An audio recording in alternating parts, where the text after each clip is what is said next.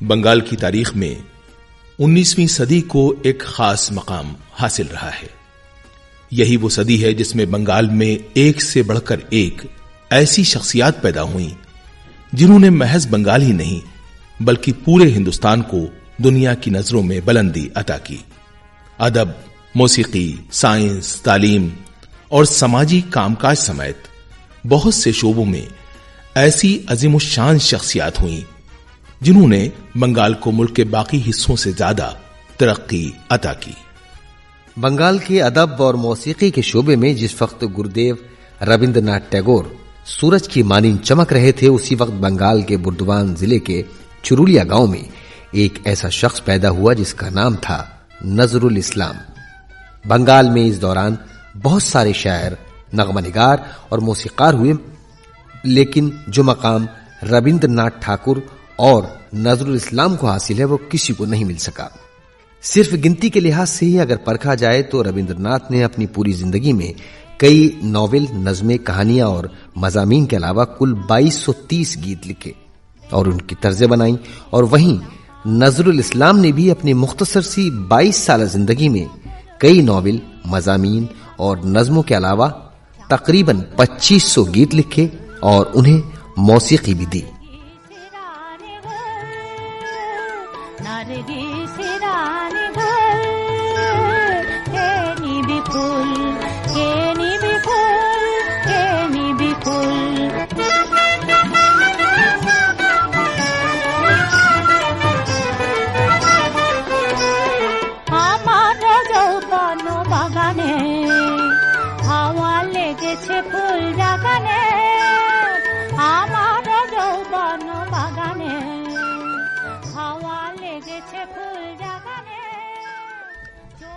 رابندر ناتھ کی موسیقی اور ان کے ادب میں جہاں دھروپد موسیقی اور سنسکرت آمیز زبان کا اثر ملتا ہے، وہیں نظر الاسلام کے ادب میں اردو، فارسی اور عربی الفاظ کا اور موسیقی میں خیال، قوالی اور غزل جیسی اصناف کے بے شمار استعمال نظر آتے ہیں.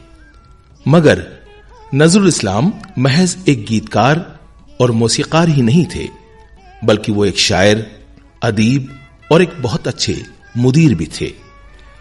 کسی بھی ادبی تخلیقی شاہکار کو جاننے اور سمجھنے کے لیے اس کے سوانحی خاکے کو جاننا بے حد ضروری ہوتا ہے، کیونکہ ادیب کے قلم سے ہی وہ نکلتا ہے جو اس نے زندگی میں محسوس کیا ہوتا ہے.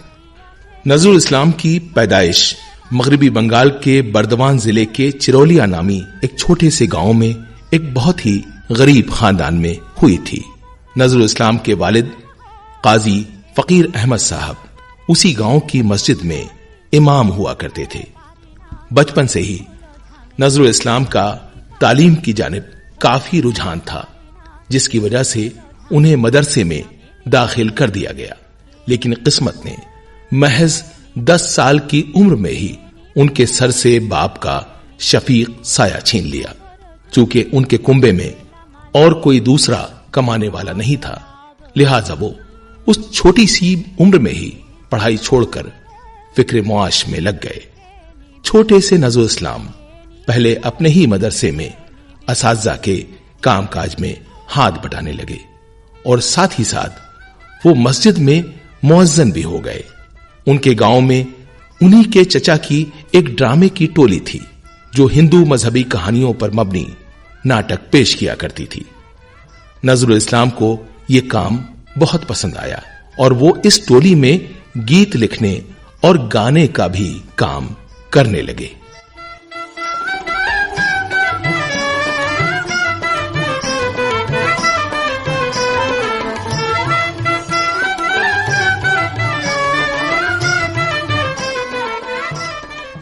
قاضی خاندان میں پیدا ہونے کی وجہ سے اور مدرسے میں پڑھائی کی وجہ سے نظر الاسلام نے قرآن شریف مکمل کر لیا. ہندوؤں کی نوٹنکی کی ٹولی میں کام کرنے کی وجہ سے انہیں ہندو مذہبی کتھاؤں کا بھی علم ہونے لگا. قابل ذکر بات یہ ہے کہ دونوں مذاہب کے بارے میں معلومات اور دونوں مذاہب کی تعلیمات نے نظر الاسلام کے دل و دماغ پر گہرا اثر چھوڑا. اتنی کم عمر ہونے کے باوجود انہیں ان مذہبی کہانیوں میں پوشیدہ اصل فلسفہ سمجھ میں آ گیا۔ وہ ہندو اور مسلم دونوں مذاہب کے بنیادی عناصر کو پہچاننے لگے، اسی لیے مذہب سے متعلق ان کی سوچ کافی وسیع ہو گئی اور نظر الاسلام کو مذہب سے متعلق دقیانوسی خیالات سے نفرت ہونے لگی، اور آگے چل کر انہوں نے کافی اس کی مخالفت بھی کی۔ نظر الاسلام کے لیے خدا ایک ہی تھا، چاہے اللہ کا ہو یا رام۔ اس کا ثبوت ہمیں ان کے صوفیانہ کلام سے ملتا ہے۔ جتنی طلب انہیں اللہ سے ملنے کی تھی، اتنی ہی طلب انہیں کرشن یا کالی سے ملنے کی بھی تھی۔ نظر الاسلام کا کہنا تھا، ہندو اور مسلم ایک ہی شاخ کے دو پھولوں کے مانند ہیں۔ মোরা একই বৃন্তে দুটি কুসুম, হিন্দু মুসলমান, মুসলিম তার নয়নমণি, হিন্দু তাহার প্রাণ। একশে আকাশ মায়ের কোলে, যেন রবি শশী দোলে, এক রক্ত বুকের তলে, একশে নারীর টান। মোরা একই বৃন্তে দুটি কুসুম, হিন্দু মুসলমান। মোরা একশে দেশের খাই গো হাওয়া, একশে দেশের জল, একশে মায়ের বক্ষে ফলে, একই ফুল ও ফল। মোরা একশে দেশের মাটিতে পাই, কেউ গড়ে কেউ শ্মশানে ঠাঁই। মোরা এক ভাষাতে মাকে ডাকি, এক সুরে গাই গান। মোরা একই বৃন্তে দুটি কুসুম, হিন্দু মুসলমান। একশে আকাশ মায়ের কোলে, যেন রবি শশী দোলে, এক রক্ত বুকের তলে, একশে নারীর টান। মোরা একই বৃন্তে দুটি কুসুম, हिंदू मुसलमान। बचपन में स्कूल की तालीम छोड़ने के कुछ साल बाद नजरुल इस्लाम को फिर से स्कूल में दाखिल होने का मौका तो मिल गया, लेकिन फाइनल के इम्तिहान से ठीक पहले उन्हें पता चला कि बरतानवी कंपनी ने फौज में भर्ती का ऐलान किया है। उन्होंने नौकरी मिलने की उम्मीद में दरख्वास्त दे दी और उन्हें वो नौकरी मिल भी गई। इस तरह नजरुल इस्लाम की स्कूल की पढ़ाई फिर से एक बार शुरू होकर बंद हो गई। चूंकि नजरुल इस्लाम को पढ़ने की बेइंतहा ख्वाहिश थी, इसलिए फौज में भर्ती होने के बाद उनकी पोस्टिंग जब कराची में हुई तो उन्होंने वहां के मौलवी साहिबान से राबिता कायम किया और अरबी और फारसी जबानें सीखने लगे। इसके साथ ही उन्होंने उन जबानों में दस्तयाब अदब का भी गहरा मुतालिया शुरू कर दिया। 2.5 साल बाद नौकरी से इस्तीफा देकर जब वो बंगाल वापस आए, तब तक उन्हें इन सब जबानों का अच्छा खासा इल्म हो चुका था। इस दौरान न सिर्फ उन्होंने उन जबानों का मुतालिया किया, बल्कि सेंट्रल एशियाई, हस्पानवी और मिस्र ममालिक की मौसीकी का भी मुतालिया किया। इन ममालिक में कई इलाकाई धुनों को नजरुल इस्लाम ने सीखा और बाद में उन्होंने उन्हें अपने गीतों में इस्तेमाल भी किया।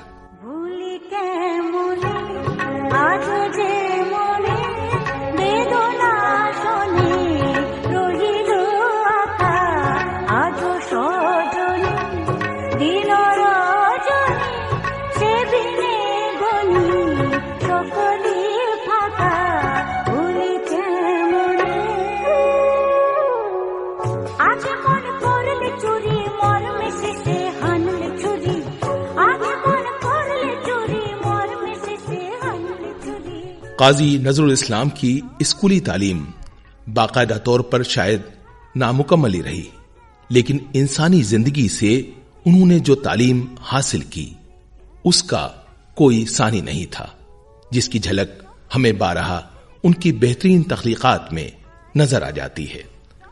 बरतानवी फौज में भर्ती होने के बाद जैसे उन्हें यह एहसास हुआ कि उनका मुल्क गैर मुल्की ताकतों के हाथों फरोख्त हो चुका है। इस मुल्क पर हुकूमत करने के बावजूद अंग्रेजों के दिलों में हिंदुस्तानियों के लिए जर्रा बराबर भी इज्जत नहीं है। नजरुल इस्लाम ने फौज की नौकरी छोड़कर एक तरह से ऐलाने बगावत कर दिया और अपने कलम को अपना हथियार बना लिया। महज 20 साल की उम्र में उन्होंने अपने कलम से ऐसी ऐसी नज़में लिखी कि जिससे अवाम में अंग्रेजों के खिलाफ बगावत को हवा मिलने लगी।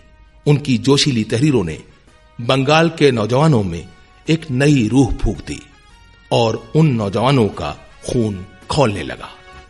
दुर्गम गिरिकांतार मुर्दुस्तर परवार रे लंघिते হবে রাত্রি নিশীথে যাত্রীরা হুঁশিয়ার, দুর্গমগিরি কান্তার মরু দুস্তর পারাবার হে, জঙ্গিতে হবে রাত্রি নিশীথে যাত্রীরা হুঁশিয়ার। नजरुल इस्लाम की बगावत सिर्फ अंग्रेज हुकूमत तक ही महदूद नहीं रही, बल्कि दकियानूसी मजहबी रिवायात से भी उन्होंने इन्हिराफ किया और इसके खिलाफ भी वो नज़्में लिखते रहे।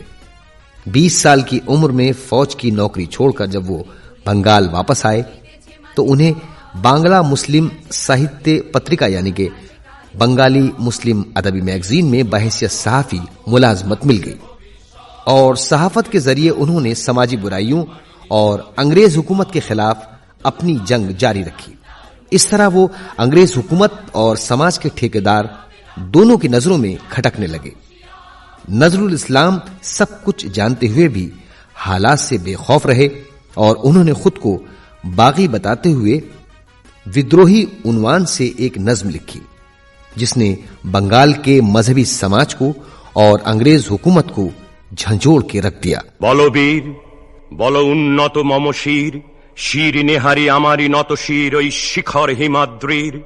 বলো বীর, বলো মহাবিশ্বের মহাকাশ ফাড়ি, চন্দ্র সূর্য গ্রহ তারা ছাড়ি, ভুলোক দুলোক গোলক ভেদিয়া, খোদার আসন আরশ ছেদিয়া, উঠিয়াছি চির বিস্ময় আমি বিশ্ববিধাত্রীর। মম ললাটে রুদ্র ভগবান চলে, রাজ রাজ টিকা দীপ্ত জয়শ্রীর। বলবীর, আমি চির উন্নত শির, আমি চির দুর্দম দুর্বিনীত নৃশংস। মহাপ্রলয়ের আমি নটরাজ, আমি সাইক্লোন, আমি ধ্বংস, আমি মহাভয়, আমি অভিশাপ পৃথ্বীর, আমি দুর্বার। আমি सन 1921 में काजी नजरुल इस्लाम की शादी कोमिला जिले के पब्लिशर अली अकबर की भतीजी नरगिस से होना तय पाई। लेकिन शादी के दिन जब उन्हें पता चला कि शादी की शरायत में एक शर्त यह भी थी कि शादी के बाद उन्हें अपने ससुराल के गांव में ही रहना पड़ेगा, तो नजरुल इस्लाम शादी के बगैर ही वहां से लौट आए।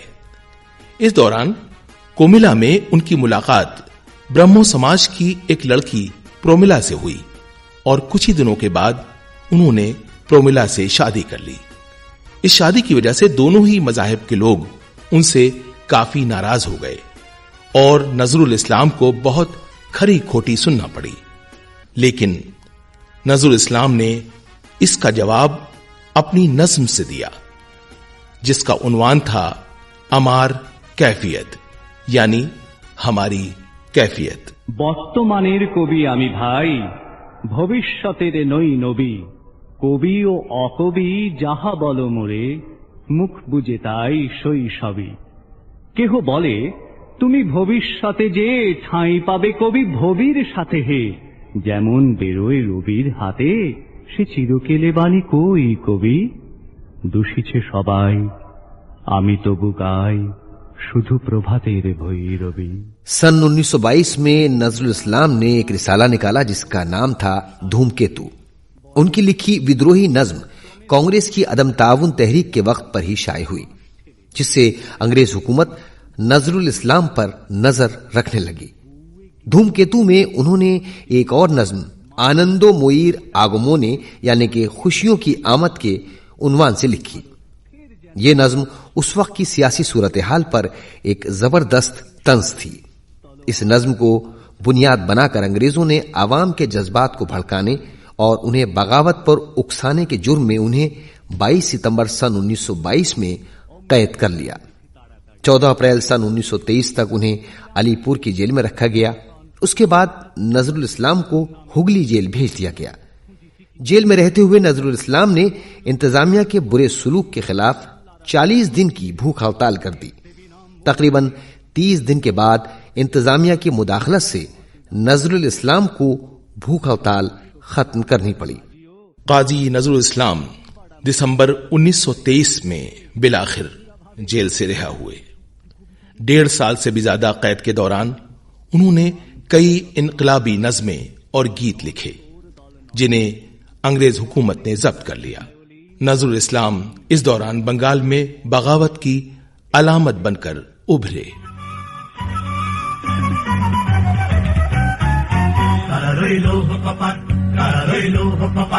ভেঙে ফেল পথে লোপার রক্ত জমান শিকল পুজোর পাথর বেদি ওরে ও তরু নিশান ওরে ও তরু নিশান আজা তোর প্রলয় নিশান ধ্বংস নিশান পুরুষ কাতির কাতির বেদি সারা রইল কপাট সারা রইল কপাট এই শিকল পাড়া ধান মোদের এই শিকল পাড়া ধান এই শিকল পাড়া ধান মোদের এই শিকল পাড়া ধান এই শিকল পরে শিকল তোদের ঘর করে শিকার এই শিকল পরে শিকল তোদের ঘর করে শিকার এই শিকল পাড়া ধান মোদের এই শিকল পাড়া ধান এই শিকল পাড়া ধান মোদের এই শিকল পাড়া ধান কাজের বাজনা বাজা কাজের বাজনা বাজা।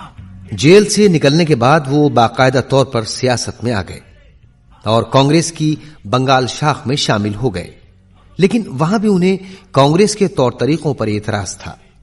उन्होंने खिलाफत मूवमेंट की खूब नुक्ताचीनी की और कहा कि आजादी के लिए कांग्रेस को ज्यादा जारहाना तरीका इख्तियार करना चाहिए। इसी दौरान उन्होंने मजदूर और किसानों की बका के लिए एक तंजीम बनाई और लांगल नाम से एक रिसाला भी निकालना शुरू किया। लेकिन बाद के दौर में आहिस्ता आहिस्ता वो इससे किनारा कशी भी इख्तियार करने लगे और सन 1926 में कृष्णनगर जाकर बस गए। उनकी नज़मों में भी तब्दीली वाज़ेह तौर पर नजर आने लगी थी और बगावत को छोड़कर नज़रुल इस्लाम ने दीगर इंसानी एहसासात से मुताल्लिक नज़में तहरीर करनी शुरू कर दी। नजरुल इस्लाम की तख्लीकात ने उस वक्त के बंगाली अदब में जैसे एक नई रूह फूंक दी। उस वक्त तक बंगाली अदब में कदीमी तर्ज की संस्कृत जबान का ज्यादा चलन था, यानी कि उस वक्त तक की बंगाली जबान में संस्कृत की काफी आमेजिश थी। गुरुदेव रविंद्रनाथ के अदब की दुनिया में आमद के बाद कुछ तो तब्दीली आई थी, लेकिन रविंद्रनाथ की तवज्जो लफ्जों के हुस्न पर थी। उनके किरदार लौटते वक्त भी जबान की तहजीब नहीं भूलते। हो सकता है इसकी वजह उनकी परवरिश रही हो। लेकिन नजरुल इस्लाम ने जिंदगी के हर पहलू को इंतहाई नजदीकी से देखा था और महसूस भी किया था, इसलिए उनके अदब में आम बोलचाल की जबान का इस्तेमाल हमको ज्यादा नजर आता है। यही नहीं, उन्होंने फारसी, अरबी और उर्दू अल्फाज को बंगाली अदब में इस्तेमाल करके इस जबान को एक नई जिहत अता की। इन नए अल्फाज के इस्तेमाल के लिए उन्होंने अलग से कोई अदब तख्लीक नहीं किया, बल्कि एक ही तख्लीक में संस्कृत के अल्फाज के साथ साथ फारसी, अरबी और उर्दू के लफ्जों का बखूबी और खूबसूरती के साथ इस्तेमाल किया, जिसकी वजह से बंगाली जबान और ज्यादा मालामाल हुई।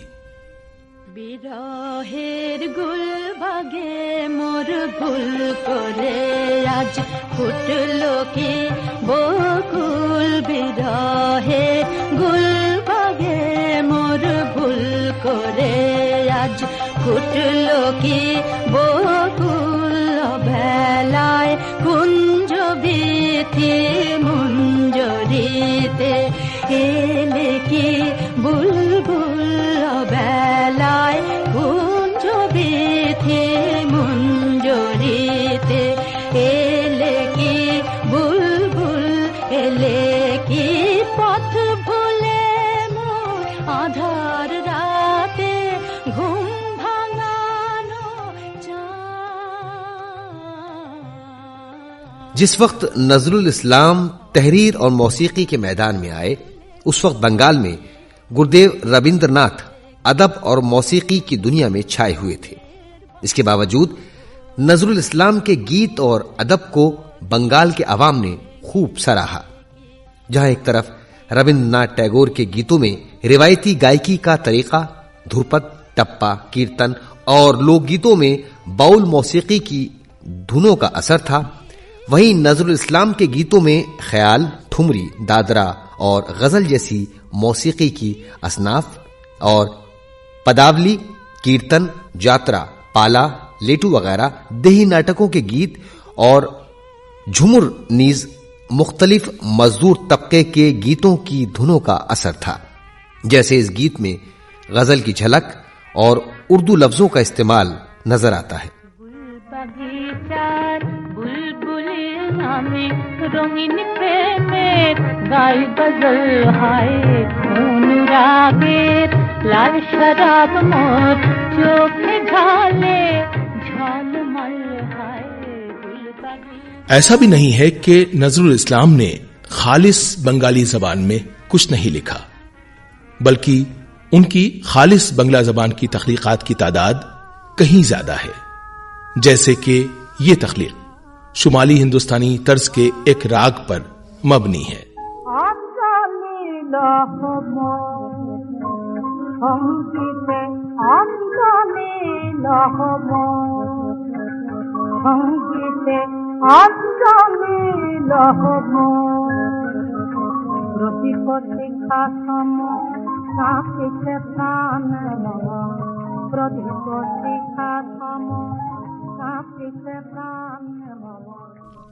नजरुल इस्लाम का जिंदगी के इब्तदाई दिनों में हिंदू और मुस्लिम दोनों मज़ाहिब से बहुत गहरा रिश्ता कायम रहा।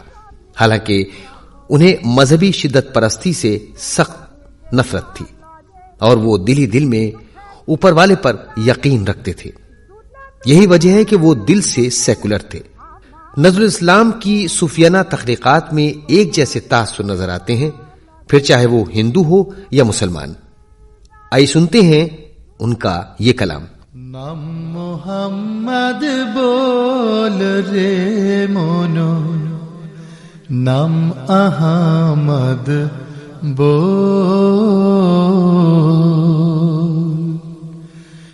नाम मोहम्मद बोल रे मोनो, नाम अहमद बोल, नाम मोहम्मद बोल रे मोनो, नाम अहमद बोल।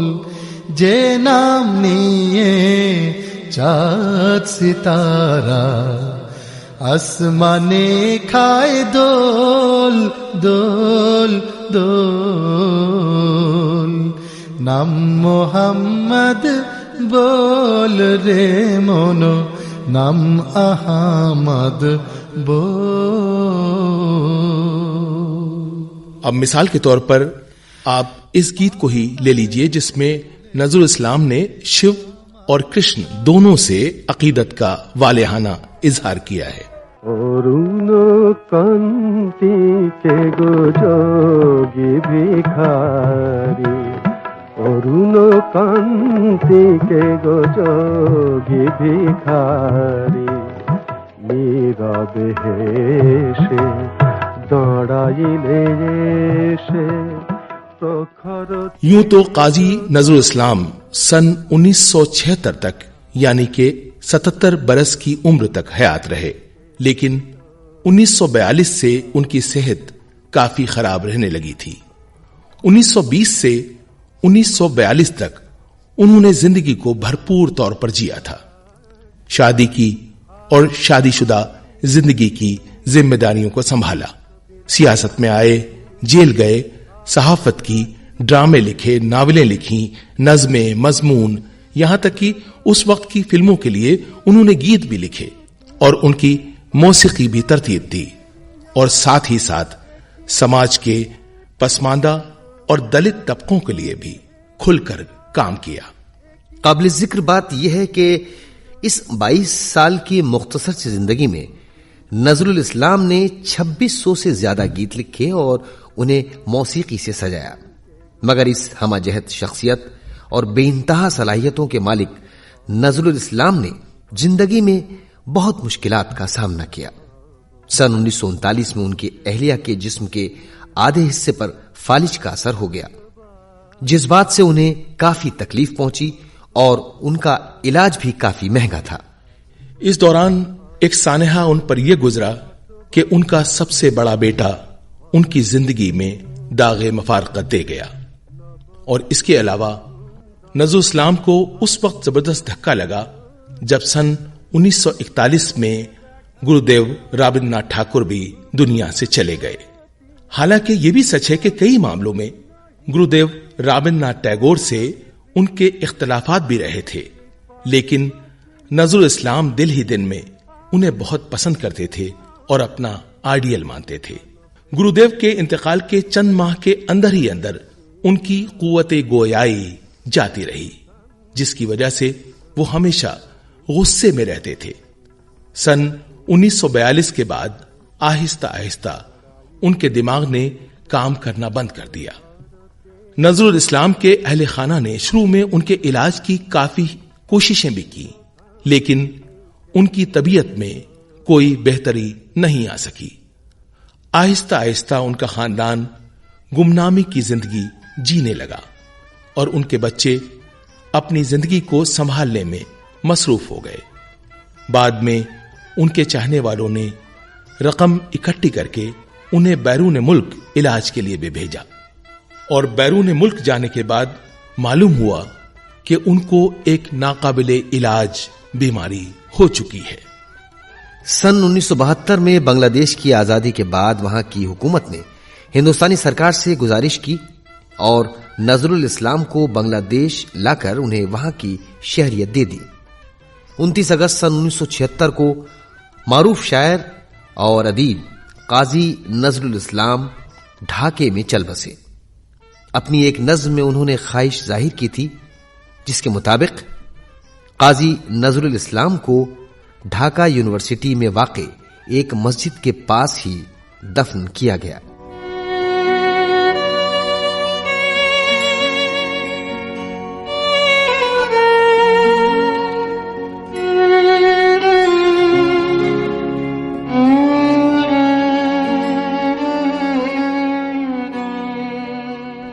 काजी नजरुल इस्लाम की खिदमात के एतराफ के तौर पर कोलकाता यूनिवर्सिटी ने सन 1945 में अपने सबसे बड़े एजाज जगत तारणी गोल्ड मेडल से उन्हें नवाजा। हुकूमत हिंद ने उन्हें 1960 में पद्म भूषण से भी सरफराज किया। बांग्लादेश की हुकूमत ने उन्हें कौमी शायर का दर्जा दिया और ढाका यूनिवर्सिटी ने उन्हें ऑनररी डीलिट की डिग्री से भी नवाजा था।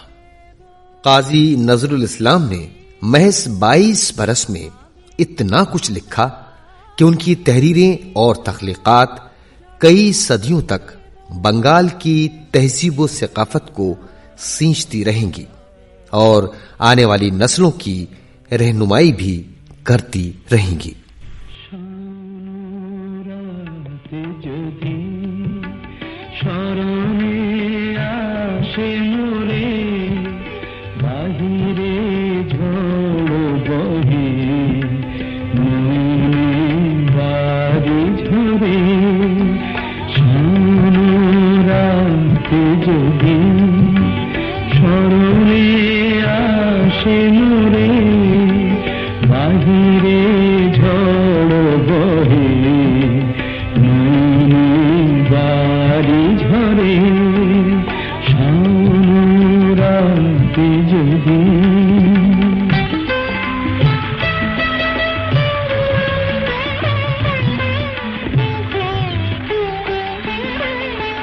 भूलियो